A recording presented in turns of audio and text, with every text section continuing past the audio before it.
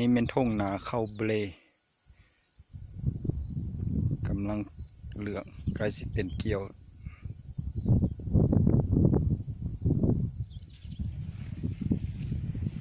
กว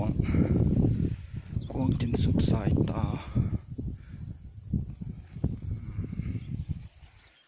กวางพาย่างเที่ยวสมเข้านาข้าวเบลครับพาตัวห่วงบักใหญ่เป็นห่วงเขามีแต่ห่วงใหญ่ๆเต็มเลย